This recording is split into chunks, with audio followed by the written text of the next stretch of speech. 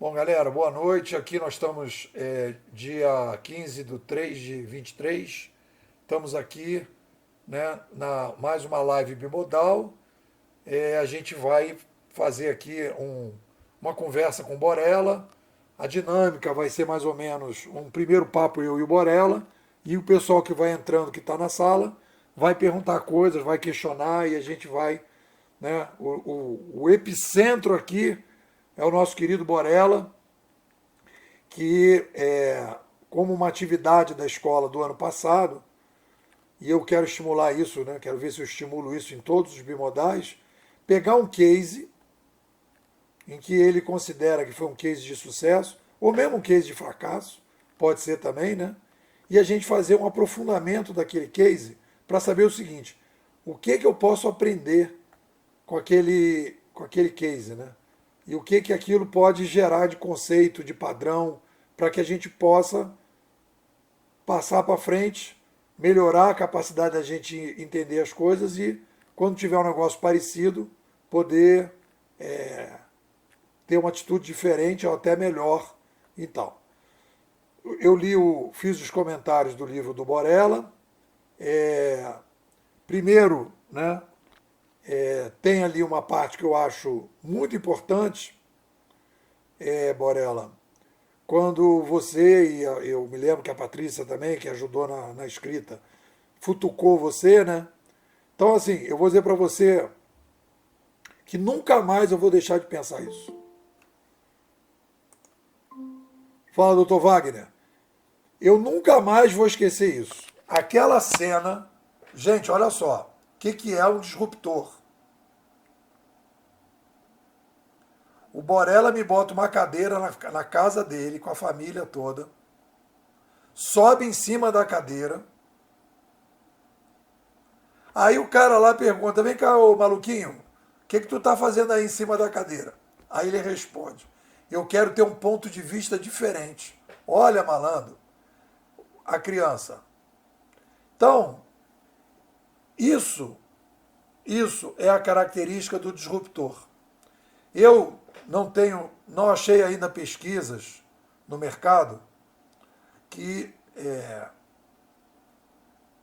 me comprovem, né, com mais consistência.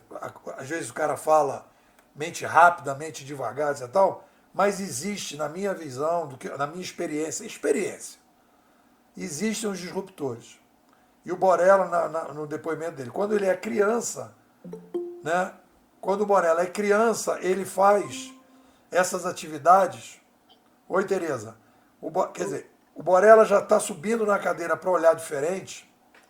É a capacidade que o disruptor tem de olhar de fora, de ter um espaço interno mais aberto, mais amplo, em que ele pode ver o que aprendeu, ver o que está acontecendo e dizer: ah, isso que eu aprendi não está mais valendo, vou mudar.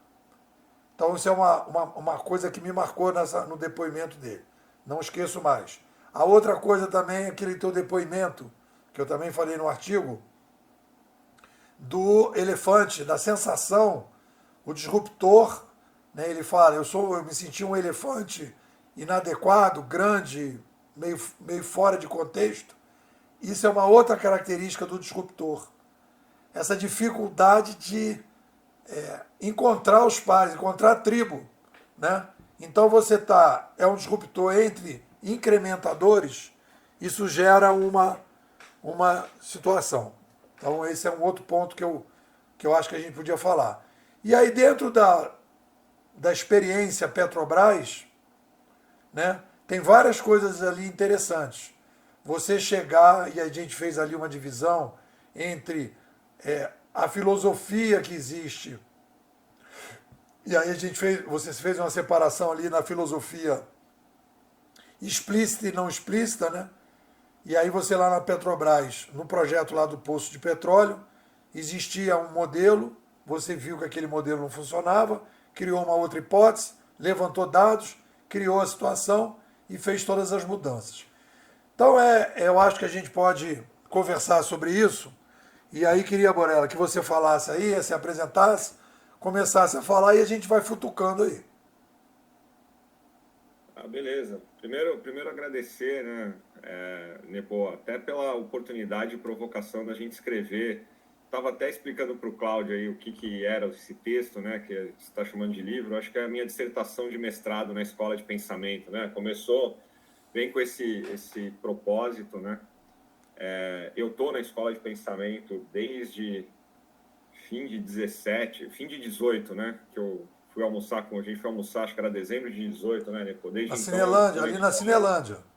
Isso aí. E a escola foi um local onde me ajudou a refletir sobre os meus próprios paradigmas, né, de enfrentar os desafios, como é que eu lidava com eles e entender, né, fazer um mergulho sobre o entendimento de como eu lidava com os desafios. E ao longo dessa jornada, no meio do ano passado, surgiu essa provocação do Nepo de falar assim, vamos tentar entender melhor o que é um disruptor, né? Vamos tentar mergulhar, né, nessas características que te levaram a se estimular pela escola e aí a gente decidiu fazer isso que a gente chamou de uma dissertação.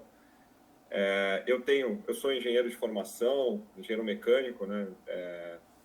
Já tenho alguns anos de formado, fiz um doutorado direto também depois em análise probabilística de durabilidade aplicada a veículo de carga rodoviária. Né? No doutorado você sabe tudo sobre nada, né? No limite.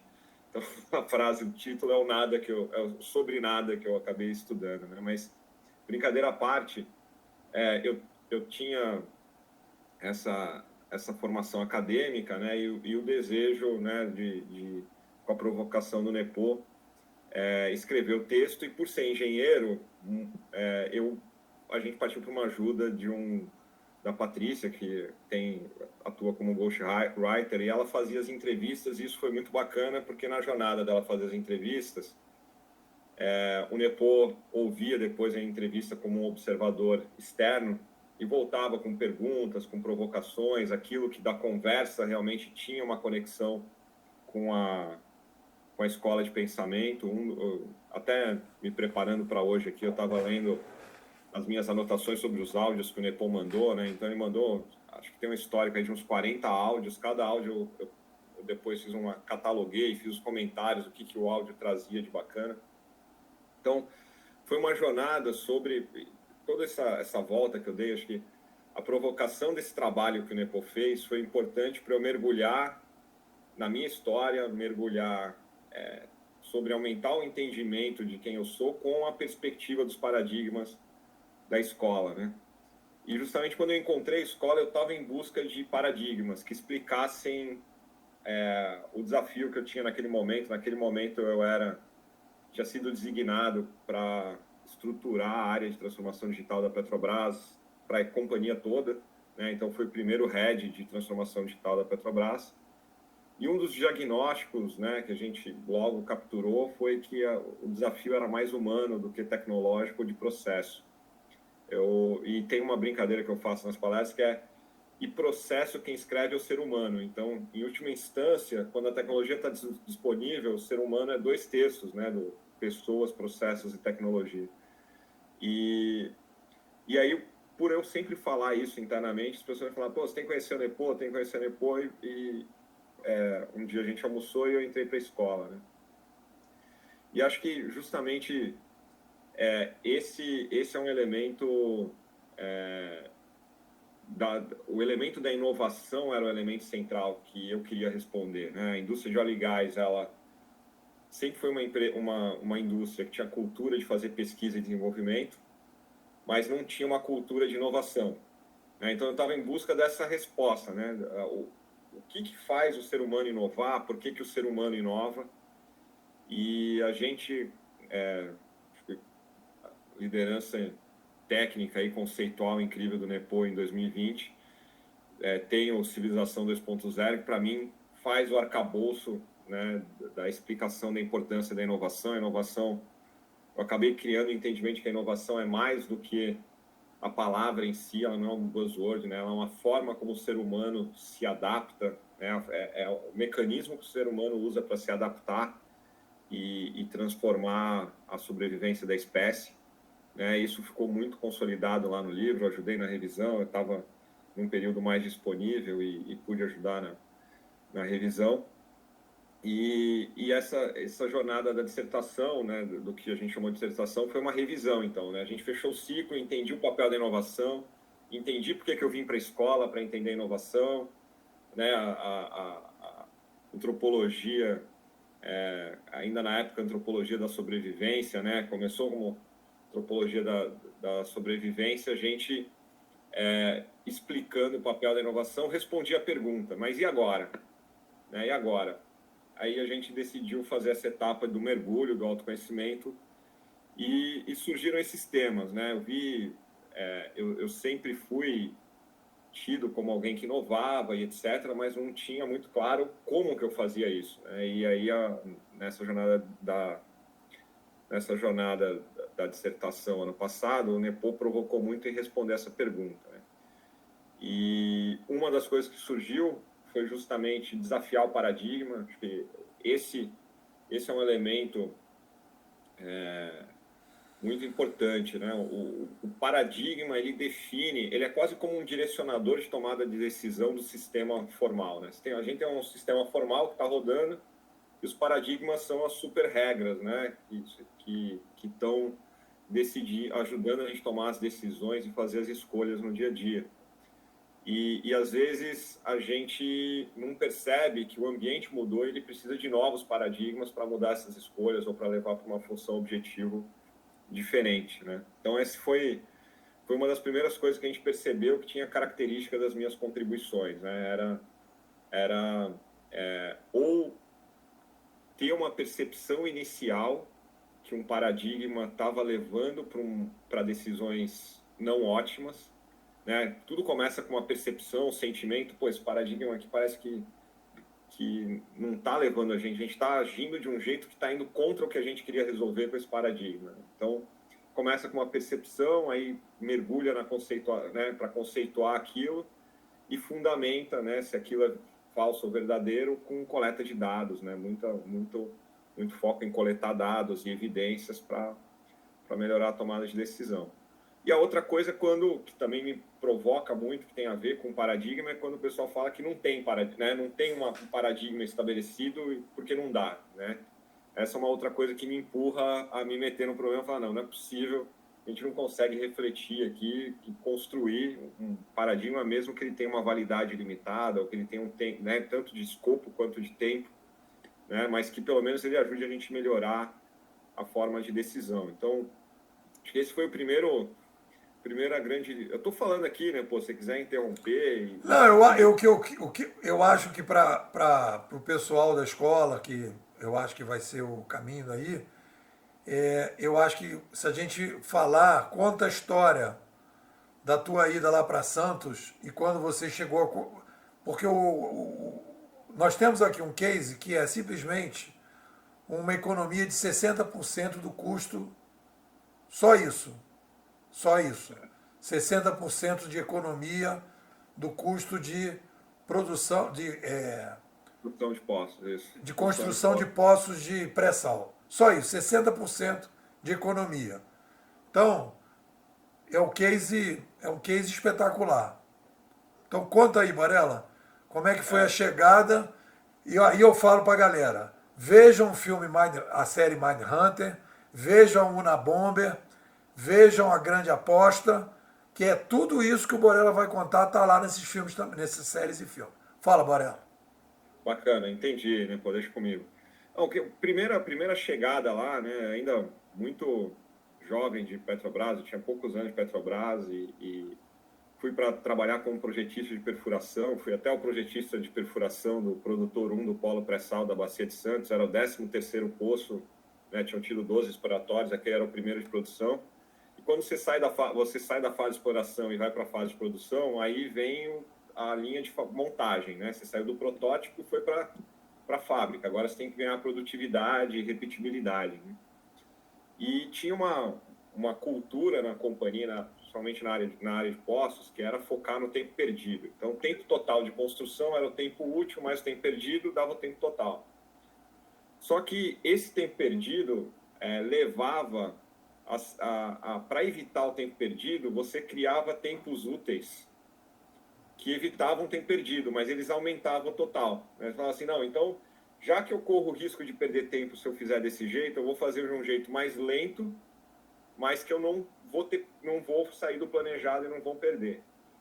Mas o custo do poço estava atrelado, a principal variável que determina o custo do poço não é o tempo perdido, né? É o tempo total que afeta o custo. Então, o tempo útil aumentar também aumentava o custo, né? E, no fundo, perceber esse ponto, já tinha outras pessoas que falavam isso, né, e não tinham conseguido levar adiante, etc. Eu estava provocado por esse tema e fui primeiro tentar investigar por que a gente estava tão obcecado, né, com o tempo perdido e ver o que a gente tinha evoluído nos últimos anos, né? A gente tinha uma série de programas para melhorar, diminuir o tempo perdido, etc, etc. Então, eu fui levantar a base histórica e fui ver qual resultado esses programas estavam gerando, né? A minha hipótese era que inclusive estavam tirando o foco da operação e estavam aumentando o tempo perdido. Quando eu levantei os dados, eu percebi que eu estava errado. Percebi que, na verdade, o tempo perdido estava igual, quase como se fosse um parâmetro de entropia do processo. O processo sempre vai perder 25%, né? Ele, às vezes perde 20%, às vezes perde 30%, mas ele sempre está naquela faixa média de 25%. Por mais que a gente fizesse ações, a gente não conseguia tirar aqueles 25%, mas ele também não aumentava, não saía do controle, né?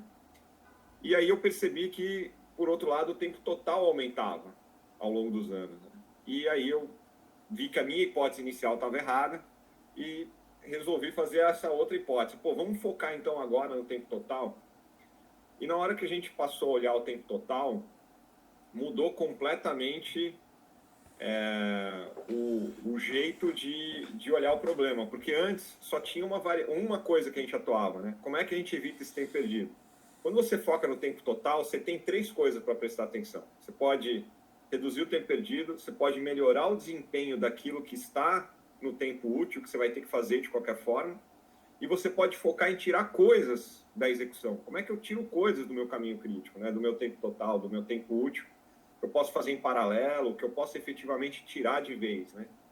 Então, e quando a gente fazia a análise do impacto, o tempo perdido tirava uma ordem de grandeza, melhorar o desempenho era, sei lá, 5 vezes mais do que o tempo perdido, e tirar operações do caminho crítico era 10 vezes mais de benefício e tirava risco, porque a operação não estava mais acontecendo, né? Até hoje no software, né, eu lidero a equipe de desenvolvimento de software, eu uso a mesma filosofia, né? O melhor código é o código não escrito, não teve custo para escrever e não tem custo de manutenção, né? Você tirou o código do caminho crítico. E lá na Petrobras a gente fazia isso na construção de poços, a gente passou a mudar o jeito de fazer projeto para tirar operações do caminho crítico. Sempre baseado em histórico de dados, porque algumas decisões elas são controversas. Eu vou dar um exemplo aqui, né? Então, quando eu me dei conta disso, aí criou-se o problema de como é que a gente provoca e desafia as outras pessoas a fazerem isso, né? Tinha uma cultura dos gestores terem os técnicos de referência, né?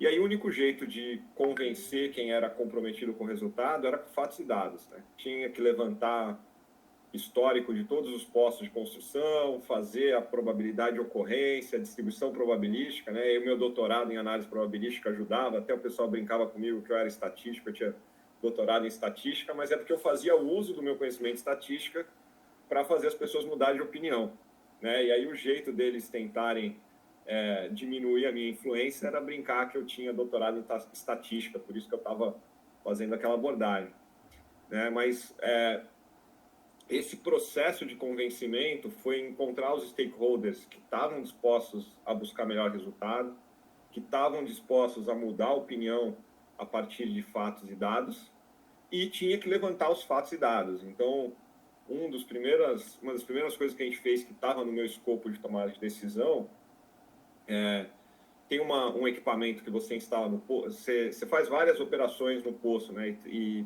como o poço está no fundo do mar, você tem que descer esse equipamento e subir de volta para fazer a operação. Então, tem operações que você pode descer uma vez o equipamento, executa 2 e volta. Mas você também pode fazer isso em 2 idas, né? Então, vou fazer um paralelo simplificando aqui. Imagina que você tem um elevador, quer subir para o 5º andar e só cabe uma pessoa. só que você quer subir 2 pessoas, então você tem que fazer o elevador subir e descer 2 vezes. Né? Existem modelos de elevador que são diferentes, que permite você subir 2 pessoas ao mesmo tempo. Só que nem sempre consegue descer as 2. Às vezes você sobe as 2 ao mesmo tempo, só que dá um problema lá, dá um chabu no guincho, só consegue descer uma, aí você tem que descer essa uma que sobrou no elevador e subir ela de novo. Então, existem momentos que você consegue ir fazer os 2 ficarem no 5º andar, e tem momentos que você tem que voltar para baixo e subir e descer 2 vezes. Era exatamente esse problema. A gente percebeu que a cada 17 tentativas, uma dava errado. Uma a gente não conseguia subir os 2. Então, só que se a gente fizesse essa escolha, a cada 17 tentativas a gente ia ter um tempo perdido de descer 5 andares e subir de novo 5 andares, porque uma falhou. O que as pessoas faziam? Elas falavam assim, então vamos fazer assim, vamos usar um elevador que não dá para ir 2 pessoas, só vai uma sempre. E agora, às 17 vezes, a gente vai subir e descer os 5 andares 2 vezes. E moral da história, o tempo útil, o tempo perdido era 0, porque o cara planejou subir e descer, porque ele tinha um elevador que deixava subir e descer, só permitia subir e descer 2 vezes. Só que nessa conta, a gente está falando, uma subida, né, de elevador ali num posto de petróleo, nesse caso, eram 2 dias de operação. Então, a gente podia correr o risco de aumentar um poço em 17, 2 dias, ou aumentar todos os 17 poços em 2 dias. Num caso, a gente ia gastar 2, no outro caso, a gente ia gastar 34. A diferença é que, gastando 2, aquele 2 era tempo perdido. Gastando 34, aqueles 34 era o tempo útil. Só que o tempo total era maior no segundo, que gastou os 34, e menor no que corria o risco com o tempo perdido. Quando eu mudei a variável, eu consegui convencer alguns gestores a tomarem o risco de ter o tempo perdido. Quando a gente conversava sobre tempo total, fazia sentido a escolha que economizava 32 dias, 34 menos 2. Né?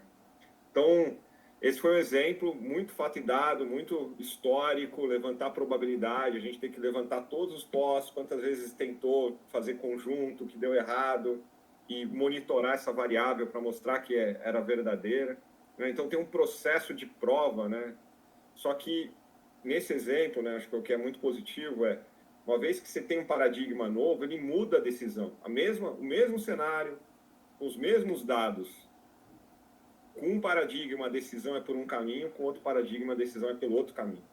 E, às vezes, o paradigma não está estimulando aquilo que é importante para você por alguma razão. Ou porque ele foi feito numa outra época, ele foi feito num outro contexto, ele foi feito com um outro mindset. Né? E eu sempre, toda vez que eu falo sobre escola de pensamento, né, e falo sobre paradigma, eu não consigo não citar Gödel, né? O Gödel está para a matemática no século XX, assim como Einstein está para a física, né? O Gödel provou o teorema da incompletude, e o teorema da incompletude pressupõe que nenhum sistema formal é consistente sem paradigmas. E toda vez que você muda um sistema formal, você precisa criar novos paradigmas, ou novos paradigmas mudam o sistema formal. E eu vejo que o nosso ambiente, o ambiente onde o ser humano vive, a realidade da tecnoespécie, ela é um sistema formal. E quando tem uma nova tecnologia, é como se a gente mudasse esse ambiente e precisasse de novos paradigmas. Então, está todo mundo desafiado hoje a entender o melhor paradigma, a adotar o melhor paradigma que permita navegar com mais ou menos sucesso, né? Preferencialmente com mais sucesso nesse ambiente de mudanças. E a escola de pensamento, para mim, trouxe esse entendimento, né? E esse mergulho nesse caso aí. Não sei se... Não, o que eu acho legal nesse processo que você contou é a gente tentar tirar o padrão disso. Né? Foi o que eu tentei fazer ali no artigo quando comentei o teu livro. Que foi o quê? Ou da sua dissertação, né? O que foi? Você chega, tem um paradigma, você até falou dos oráculos, né? Tem os oráculos que disseminam o paradigma e eles são como se fossem assim, os nobres da Idade Média, né? Intocáveis.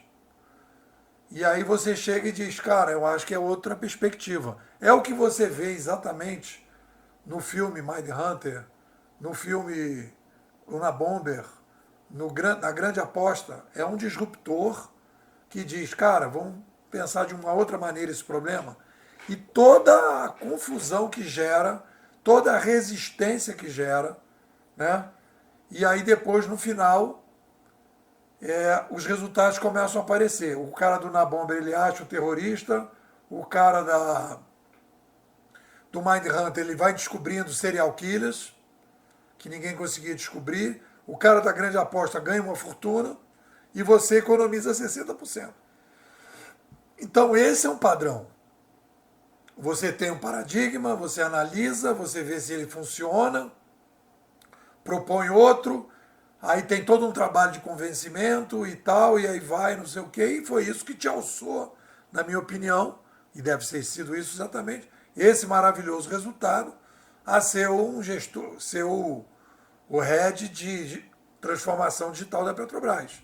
Quer dizer, você entregou 60%, o cara, bom, vamos botar isso na Petrobras.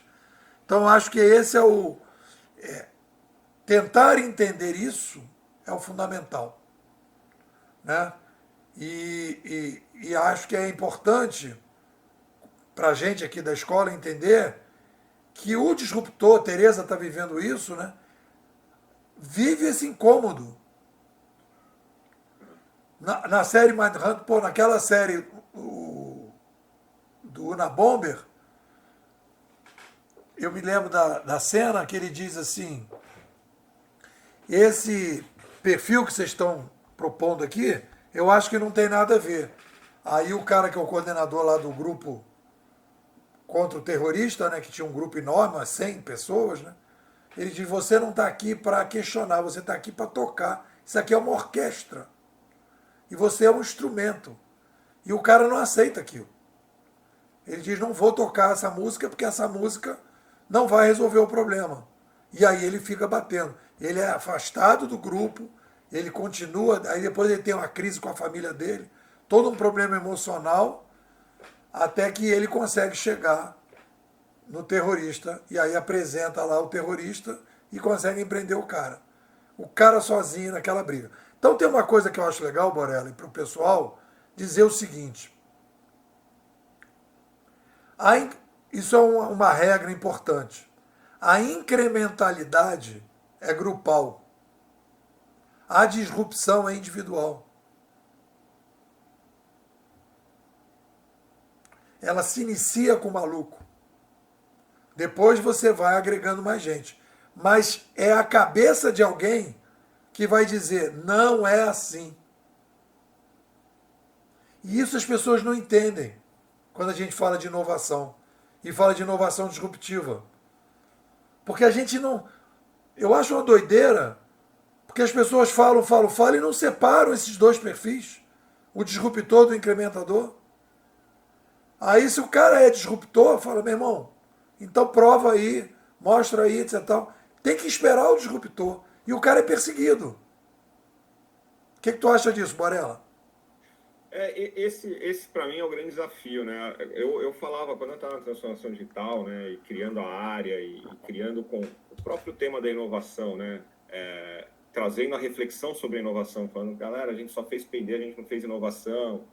Para uma empresa que sempre teve um investimento alto em P&D, é difícil ouvir que a inovação está num patamar diferente do P&D e que a inovação como um todo não estava sendo feita, né? E nesse processo, eu sempre, para mim ficou muito claro ali, já acontecia antes, mas eu não percebia com a clareza que eu percebi na transformação digital, que quando você vai propor uma transformação disruptiva, né, que vai mudar radicalmente a prática, você tem que estar emocionalmente preparado e para tolerar a resistência que vai acontecer. As porradas, né? Tem que estar pronto para levar porrada.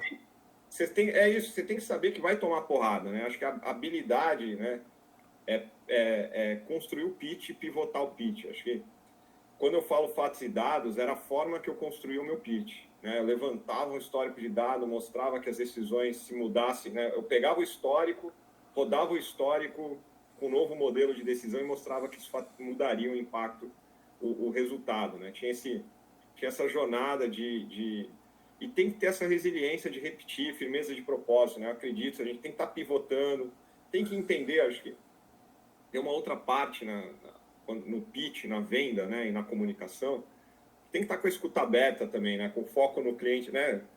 Acaba sendo a pessoa que você quer estimular a inovar e transformar, ela é meio que seu cliente ali naquela relação, né? Você tá tentando ajudá-la a gerar mais valor, né? Então, você tem que estar com a escuta aberta para entender onde do pitch não está encaixando, né? E reformulando, né?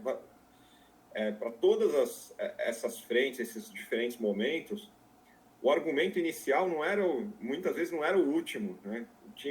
Você fazia o primeiro argumento, aí ouvia a resposta, falava, aqui não funcionou por causa disso. Então, tem que ter essa firmeza de propósito, de aceitar a porrada, entender que vai precisar repetir, entender que vai precisar reformular a forma de falar, né? Porque se a gente está convicto da ideia, né, e não conseguiu comunicar, a gente tem que melhorar a comunicação, porque a gente não conseguiu explicar de uma forma que o outro compreenda, né? Agora, eu sempre falava para a equipe, cara, se você não convenceu ainda o stakeholder, tem duas razões. Ou você não comunicou bem, ou a gente não está gerando valor que a gente acha que está gerando, né? Ou seja, às vezes a gente comunicou bem, a gente acha que tem um valor ali que não tem, né? E tem que estar aberto, tem que estar... Acho que isso também tem a ver com o artigo que você escreveu, né, Nepo? Da gente dar um passo para fora, né, colocar no balcão de ferramenta e falar assim, calma aí, por que essa ideia não funcionou com o cara?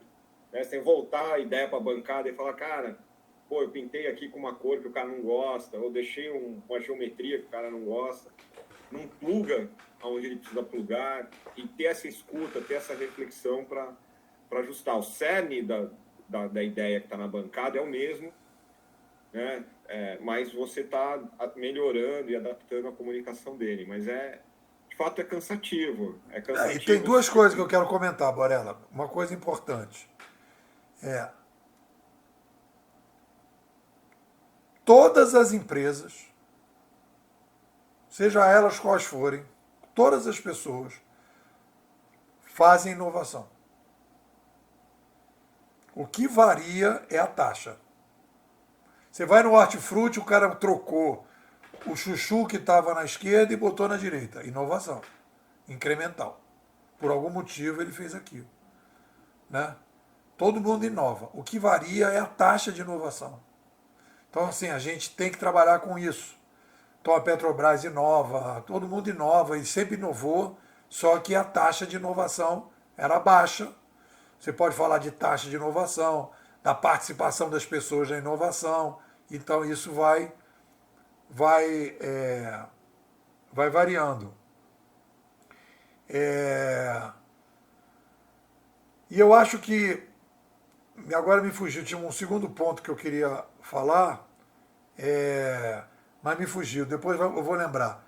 Agora eu queria que o Cláudio, que chegou antes, tem alguma questão aí para o Borella, Cláudio? Tá sem som. Liga o som. Espera aí que eu vou ligar o som, tá? Vai. Tem bastante, hein? Tem bastante. Olha, Borella, uma aula. Gostei muito. Parabéns, cara. Você falou de comportamento, você é engenheiro, você é um cara de exatas, você falou que nada anda sem o ser humano. Isso é muito legal mesmo. Eu tenho muito relacionamento com a Petrobras há 40 anos. Eu sei tudo que você falou. Entendi claramente tudo que você falou aí, que você colocou. A minha câmera ficou torta, eu não sei como eu não sou tão... assim, mas enfim. Eu achei muito bacana a tua fala, você aprofundou em alguns momentos. Eu estou vivendo um momento de inovação muito grande na minha vida pessoal, profissional. Eu tenho uma empresa que o maior cliente nosso é a Petrobras, não vou nem entrar nesse detalhe, mas estou migrando, fazem 2 anos e meio, eu passei a batuta da empresa, profissionalizamos a empresa, estou profissionalizando a empresa, eu saí agora, estou no campo disruptivo. A gente acabou de assumir, junto com a Universidade Federal de Viçosa, uma parte de inovação no campo de biofagos, tá? E a Petrobras, nós estamos fazendo com o Sempre um trabalho muito legal. Então, tudo isso que você está falando, eu estou vivendo, assim, se o cara do outro lado, stakeholder, não entendeu, não comprou, você está comunicando mal, e você falou claramente que eu estou vivendo isso. Ou você não dourou a pílula, ou tem o pitch e não está legal. Você volta e refaz aí, tá? Então, eu acho que aí a gente tem que dar. Você hoje deu uma aula, para mim foi uma aula muito bacana. Você e o Nepo aí deram uma aula, e eu acho que é isso. Agora, não dá para pensar, é que talvez, eu vou falar um pouco uma opinião muito pessoal, tá? Aqui é uma colocação muito pessoal, não é didática, nem acadêmica, nem nada. Mas muita gente no mundo hoje pensa que a disrupção vem da parte de TI, ou vem da parte. A disrupção está em tudo. Eu gosto muito do esporte. A disrupção está no futebol, está no vôlei. O Bernardinho foi um cara disruptor. E os outros, hoje, se avalia muito no conjunto aí, os músicos. O cara faz uma música e, putz, aquele negócio, você fala, pô, eu queria ter feito isso, né? O cara. Então, eu acho muito, eu não vou alongar, peço até desculpa, mas eu achei muito bacana, me motivei muito em ouvir você aí, foi uma aula muito legal. O embasamento que você tem, porque é uma vivência. Você está falando, eu gosto muito, assim, você está contando uma vivência tua pessoal. Eu acho isso muito bacana, eu valorizo muito esse tipo de abordagem, como isso é feito. E você, mais do que tudo, falou do processo e das pessoas. Porque não tem pessoa sem processo e nem processo sem pessoas. Então, o processo é um pouco esse aprendizado todo, né, que a gente vem tendo. E é tentativa e erro, essas coisas que vão acontecendo, né? Então, por exemplo, nós estamos desenvolvendo coisas para salmonela, nós estamos desenvolvendo coisas para corrosão aí, esse trabalho que está sendo feito com sempre nas plataformas.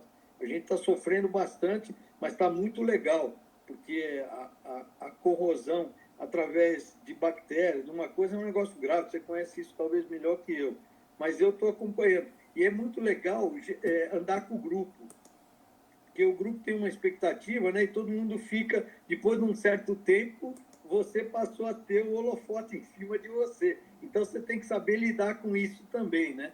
Então, eu achei muito legal. De novo, parabéns aí. Muito bacana. Para mim, foi uma aula, tá? Eu gostaria depois até, é possível, trocar uma figurinha aí com o Nepo e ter teu telefone, teu WhatsApp, e a gente compartilhar aí algumas coisas, tá? Legal. Muito obrigado, viu? Beleza. Quer comentar, Varela? Eu que agradeço aí, Cláudio. Claro, Nepo. Acho que esse tema da inovação, né, eu concordo com vocês, o desafio é a taxa mesmo, né? Eu até acho que me expressei mal ali. O que me levou a conversar com o Nepo na época foi justamente o desafio de como é que a gente troca o medo pela inspiração. Vamos dizer, a pergunta que eu queria responder é: o novo ele gera muito medo e é humano, e é normal, e assim, é normal ter medo do novo, né? Ninguém quer que as pessoas digam que não tem medo. É normal, é legítimo ter medo e é super humano. Agora, como é que as lideranças, como é que as pessoas que querem transformar as empresas, a sociedade, convertem, né, trocam esse medo por uma inspiração? E era isso que eu estava buscando, né? Para mim, era justamente provar o papel da inovação. E a inovação está na narrativa, né, de que tem uma narrativa de inovação que estimule aumentar a taxa, né? Então, o primeiro passo é mostrar essa importância, né? O que a escola me fez foi entender a importância da inovação. Agora eu tenho mais ferramenta para explicar a importância da inovação e conseguir entender o papel dela, a importância dela, com os estímulos para aumentar a taxa, é efetivamente o que vai acelerar as sociedades, as empresas entre outros. Né? Tem uma coisa que eu lembrei que eu queria falar, que é o seguinte, a gente, às vezes também é o seguinte, nem sempre o gestor, por mais que você queira, vai mudar alguma coisa. É aquela história que eu brinco do palito de fósforo. Você joga um palito, joga dois, joga três, não tem gasolina, o cara não quer, acabou. Entendeu? Então ali não vai rolar nada. Então, muita gente que trabalha hoje, né, em organizações tradicionais pega toda essa bagagem bimodal, chega lá e começa a ficar estressado, porque não vai acontecer nada. Eu tenho um cliente meu que falou assim para mim: Nepô, concordo com tudo o que você falou, mas minha empresa não vai mudar absolutamente nada, porque a gente não tem condição de fazer o que você está falando. Acabou. Então ele concorda e não vai fazer. É aquela frase daquela camiseta que eu estou querendo fazer. Eu vou fazer essa camiseta e tirar uma foto, né? Vou me comprometer agora, antes do final de março, vou fazer essa camiseta, que é: inovar pode, mudar jamais. Tá entendendo? Ou seja, vamos fazer uma fumaça danada que está inovando para fingir que a gente está mudando, mas não mudar nada. Tá entendendo? Então faz palestra, faz discussão e continua tudo igual. Esse para mim é o grande elo perdido assim nas empresas, que é a parte de que a transformação, falando da transformação digital especificamente, que é onde eu tenho mais experiência, mas eu concordo que é super amplo e qualquer contexto a gente pode inovar. Geralmente o incumbente, quando ele transforma o jeito de operar, ele transforma para reduzir o custo transacional para o cliente dele. Na hora que ele reduz o custo transacional, ele diminui receita. Então, o incumbente, ele não quer transformar, porque ele já está lá na vaca leiteira dele, com aquela receita estruturada, com aquela margem estruturada. E se ele ficar transformando, ele no longo prazo ele vai destruir o negócio, porque ele tem que inovar gerando valor para o cliente e o jeito de tirar valor é reduzir, uma das formas é reduzir o custo que ele repassa para o cliente. Então, assim, a não ser que você encontre uma nova geração de valor, para aí você poder capturar em torno dessa nova geração de valor, se você só transformar a que já existe, ela tende a diminuir no tempo. E aí ela não estimula, ela bloqueia, porque o cara fala: por que eu vou? Qual é o meu estímulo para reduzir a minha receita? Né? Investir para transformar e reduzir minha receita. Por isso que muito da estratégia das corporate venture capitals recentes aí foi comprar as empresas que estavam, né, o pessoal começou a criar empresa para comprar a que estava entrando no mercado, né, as novas entrantes, para matar. É comum comprar para matar a tecnologia, porque essa tecnologia vai destruir valor para um determinado mercado ou para um determinado player, né? Então eu vejo claro que eu dei o olhar aqui da corporação, mas você pode dar o olhar do indivíduo também, a depender do contexto que você está, você transformar pode significar perda, né, de receita, perda de posição, perda de status, né? Isso nem sempre a gente está preparado para isso. Né? Wagner, quer comentar alguma coisa aí, meu filho? Wagner, quer comentar alguma coisa? Tereza, você quer comentar alguma coisa, Tereza? Alô?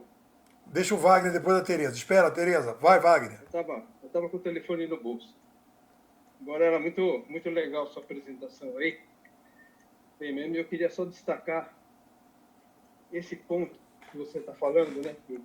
E o Nepô afirmou também, que às vezes a gente acha que ganhando a grande gerência, a alta gerência, você vai conseguir emplacar o projeto disruptivo numa empresa, né? Eu trabalho na consultoria, e isso acontece muito. Então, e a área gerencial, né? O que está embaixo da alta gerência, eles bloqueiam.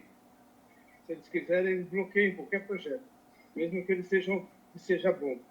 Acho que o ponto que você destacou bem, eu estou subindo uma ladeira aqui, desculpa, é essa aquisição de dados, que nem sempre é fácil. Então, você trabalhando bem com a aquisição de dados e tendo essa base para discussão e apresentação, né, e conversa, lógico, com todo o processo, ver todo o processo funcionando, ela ajuda muito. Né? Você fala em estatística, não sei o que você fez, mas existem projetos de confiabilidade, produtor de estatística, que dão um bom subsídio para chegar a determinados argumentos. Né? Então é isso. Só destacando, acho que aquisição de dados nem sempre é fácil, mas é a parte importante. O relacionamento com gerência, alta gerência, média gerência. Acho que isso é fundamental para se vender o projeto. E as modificações que a gente vai fazendo. Você falou, né? Você incrementa e você, ao mesmo tempo, traz uma redução de custo, por exemplo, e o teu trabalho diminui. Né? Então, você é uma bola que começa a vir em cima de você. Isso aí provoca você trabalhar com mais inovações. Trabalhar mais em cima dessa... O que você pode trazer de novo? E outra coisa é se toda a empresa tem a percepção de que você está trazendo o resultado. Às vezes o pessoal não tem essa percepção ou não quer ter essa percepção. Né? Acho que tem muitos pontos que você falou, tem bastante coisa, só vou destacar esses aí. Maravilha. Borella, quer comentar? Não, super de acordo. Uma das frases que eu mais falava na transformação digital é que quem estava bloqueando era a média gerência. O bloqueio estava na média gerência, exatamente. Eles são os grandes guardiões do status quo, né? Tem as razões de ser, mas super concordo com sua fala, Wagner. Esse é o desafio do disruptor, né? De fazer essas alianças, de fazer a prova de valor, de fazer o buy-in, né? De todos os stakeholders relevantes. E no mundo dos dados, uma coisa que também é importante a gente ter em mente, né? É que às vezes a gente não coletou os dados para a realidade, né? Vamos imaginar, a gente quer um histórico de dados dos últimos 20 anos. Tá bom, mas nos últimos 20 anos a gente sabia os dados que a gente ia precisar hoje? Né? Então, às vezes, a própria revisão de que dados você precisa para fundamentar o teu argumento precisa acontecer porque era normal não ter pensado nesses dados no passado, porque as tecnologias não estavam disponíveis. Né? O grande exemplo hoje são as anotações de modelo de inteligência artificial, né? Ninguém veio anotando o histórico de dados para treinar modelo de inteligência artificial. E aí agora está todo mundo sentindo falta desses dados anotados, mas não dá para responsabilizar ninguém, né? Todo mundo aqui hoje é um comentarista do dia, o comentarista do dia seguinte. Né? Agora que a gente tem a tecnologia, faltou anotar o dado. Mas quem ia decidir anotar o dado sem a tecnologia? Né? Então, a gente tem que ter essa leveza também em alguns momentos e a revisão dos dados coletados é fundamental hoje em dia. Maravilha. Tereza, fecha aí. Então, boa noite, Borella, a todos, né? E muito obrigada realmente pela aula. E assim, eu estou vivendo esse momento aí, como disse o Nepô, né? Sonhando, entendendo que precisa de uma mudança, eu estou dentro do processo educacional. E assim, eu entendo hoje que, como educadora, eu tenho pouca força para gerenciar tudo isso. Então, eu tenho tentado comover, vamos dizer assim, psicólogos, advogados que entendam desse digital, para que a gente possa realmente reestruturar essa educação a partir de dados concretos, né, de pessoas falando a mesma linguagem. Mas, assim, é muito complicado.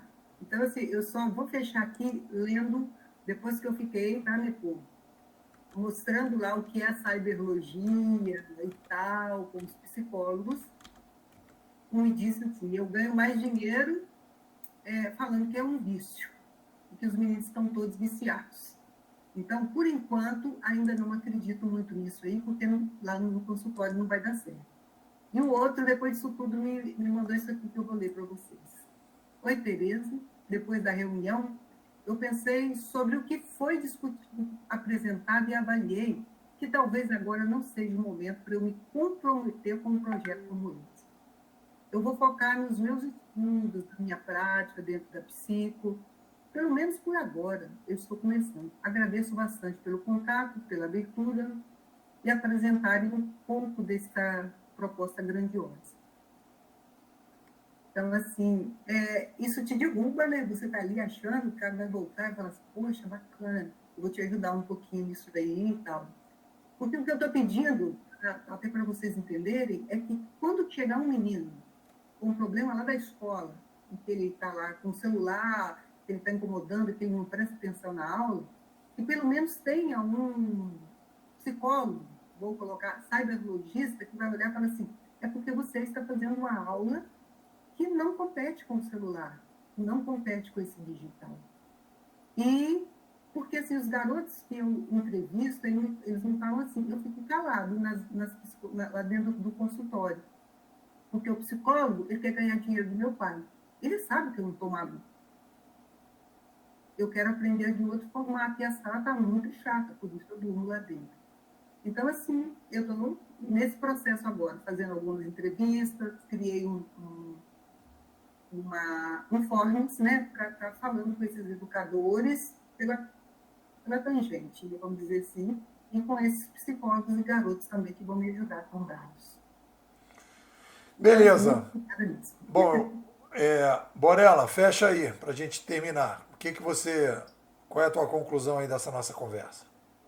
A minha conclusão é, primeiro, a escola, para mim, é muito importante para ter esse local de troca em profissionais que estão vivendo desafios similares, né? É uma jornada muitas vezes solitária e cheia de corrente contra, né? E às vezes a gente precisa ter um lugar de troca de experiência, perceber que todo mundo passa pela mesma dificuldade, né? Ter esse momento de acolhimento. Eu gostei muito da experiência de escrever a dissertação na proposta que o NEPO fez. A gente fez como um piloto para a própria escola. Acho que aqui eu estava em dívida no semestre passado, a gente dá um fechamento. Acho que ainda um dos fechamentos era o NEPO escrever o artigo, o outro esse momento, e agora tem que fechar a dissertação. Mas eu vejo como um piloto bem sucedido. Foi um mergulho em mim, foi um mergulho na minha história e com o olhar da escola de pensamento me fez olhar diferente, organizar algumas coisas, algumas formas de olhar. Beleza, eu fecharia da seguinte maneira. Foi um prazer enorme, né? Quer dizer, está sendo, né? Não é foi, está sendo um prazer enorme, né? Acompanhar, né? Tá aqui na escola, conseguir organizar como a gente está organizando. Os disruptores estão soltos, e a ideia da escola, no fundo, é inovação para disruptores. Esse é o nosso foco aqui. Né? Ajudar os disruptores a não ficarem tão sozinhos, não tomar Rivotril, não precisa tomar Rivotril, se sentir menos solitários, né? Dizer, olha, é complicado mesmo, é difícil, tal, papá. E por causa do perfil e da cabeça dos disruptores, as pessoas têm mais facilidade e mais aceitação nos paradigmas que a gente traz. Que, de maneira geral, as pessoas... tá, isso é longo prazo. Não, longo prazo para mim não interessa, o negócio é o curto. E aí a gente fala, não. Eu tive até aqui numa casa de inovação aqui em Teresópolis, eu falei do Jerry Diamond, né, do colapso, e o grande diagnóstico dele do colapso de todas as civilizações foi o que colapsa uma civilização, e eu diria uma empresa e uma pessoa, é não pensar no longo prazo. Quanto mais você tem capacidade de pensar no longo prazo, seja na sua vida pessoal, seja numa empresa, seja uma cidade, seja um estado, seja um país, seja qualquer coisa, você tem uma visão de longo prazo, você pode dizer, isso é curto, isso é médio, isso é longo, meu foco é esse aqui, então você consegue gerenciar melhor o teu dia a dia e dizer isso é bom, isso é ruim. Se você não tem a visão de longo prazo, bate o vento na janela, tu já cai para lá, bate o vento lá, tu fica assim, ó. Conforme o vento vai, você vira uma árvore. Faz assim, ó, fica assim, ó. Entendeu? Quando você está assim, é porque você tem uma visão de longo prazo. E a gente está trabalhando nessa direção. É isso, galera. Eu gostaria, né, se você permitir, eu fiquei tentado a falar uma coisinha para a Tereza aí. Você pode falar? Pode. Eu estou vivendo um momento que a Tereza colocou. Eu tenho um neto de 11 anos e ele está com dificuldade no colégio. Mas a dificuldade, eu já falei para o meu filho, não é dele. Porque não é que ele é um garoto gênio acima da... Ele não se interessa por alguma situação que está lá. E eu falei para ele. Ele está aí, meu filho está desesperado, está tentando mudar ele de colégio. E ele está até fazendo prova num outro colégio para ir e tal, tal. Meu filho está todo assustado, mas é um garoto que tem outra visão, né? Então, é legal. Você é em Minas, Rio ou São Paulo? Eu sou mineira, mas moro hoje no Espírito Santo.